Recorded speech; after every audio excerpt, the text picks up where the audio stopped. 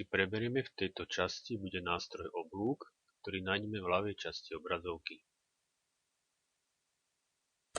Ide o nástroj, pomocou ktorého môžeme kresliť oblúky. V základnom nastavení kreslí oblúky zadaním 3 bodov. Kliknutím ľavým tlačítka myši zadáme prvý bod, následne druhý bod a dokončíme 3. bodom. Druhým spôsobom, ako nakresliť oblúk pomocou tohto nástroja, je zadaním jeho stredu. Vyberieme nástroj oblúk, klávesovou skratkou S, potvrdíme Enterom, sa prepneme do nastavenia stredu oblúku. Body môžeme určovať buď kliknutím myšou, ale samozrejme funguje aj súradnicová sústava. Použijeme bod 0,0. Teraz zadáme polomer kruhu, ktorý chceme opísať. Napríklad 1000.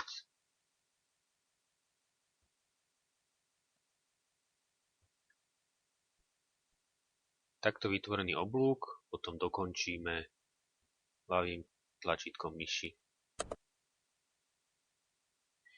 V prípade, ak chceme nakresliť oblúk, ktorý zodpovedá presnej hodnote nejakého uhla, môžeme tak urobiť. Vyberieme nástroj oblúk, zadáme stred oblúka, klávesová skratka S. Použijeme opäť bod 0,0. Opäť zadáme polomer oblúku, napríklad 2000. A teraz namiesto kliknutia na dokončenie oblúka najprv zadáme požadovaný uhol. Znak pre uhol a veľkosť požadovaného uhla, napríklad 40 stupňov. Voľbu potvrdíme Enterom a oblúk dokončíme ľavým tlačítkom myši. Ďalším spôsobom, ako dokončiť oblúk po zadaní jeho stredu, je nastavením dĺžky jeho tetivy. Vyberieme oblúk, prepneme sa do nastavovania stredu, klávesová skratka S, potvrdíme Enterom, zadáme stred, zadáme polomer,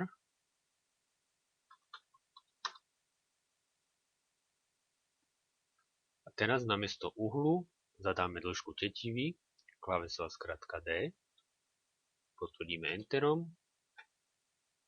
Ako vidíme, tetiva je priamka, ktorá ide od začiatku oblúka po jeho koncový bod. Nastavíme dĺžku tetivy napríklad 4000, potvrdíme Enterom.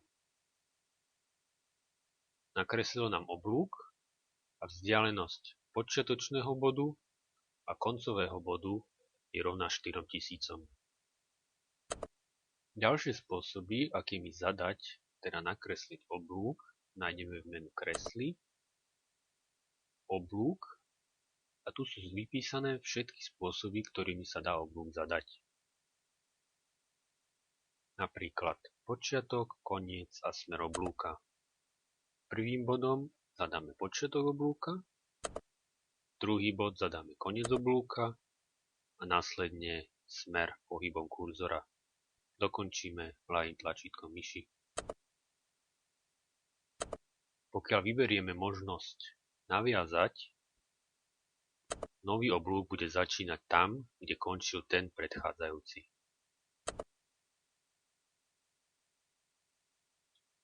Takisto aj pri kreslení oblúkov môžeme zmeniť štýl ich čiary, musíme však urobiť tak predtým, než vyberieme samotný nástroj oblúk.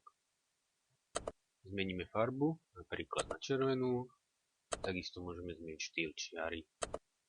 Teraz vyberieme nástroj oblúk a vidíme, že štýl čiary sa zmenil na nami zadanú červenú čiarkovanú čiaru. Druhým nástrojom, ktorý si preberieme v tejto časti, je nástroj otočenie, ktorý sa nachádza v pravej časti obrazovky.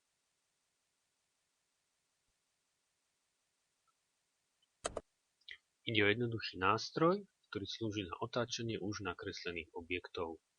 Vyberieme nástroj otočiť, označíme objekty, ktoré chceme otáčať, potvrdíme Enterom alebo pravým tlačítkom myši.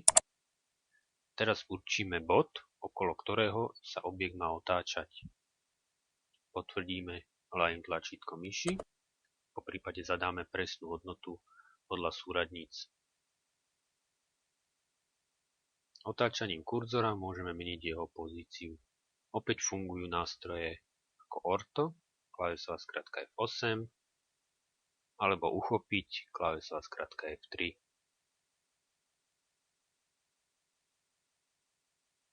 Poprípade môžeme zadať presný uhol otočenia, povedzme 45 stupňov.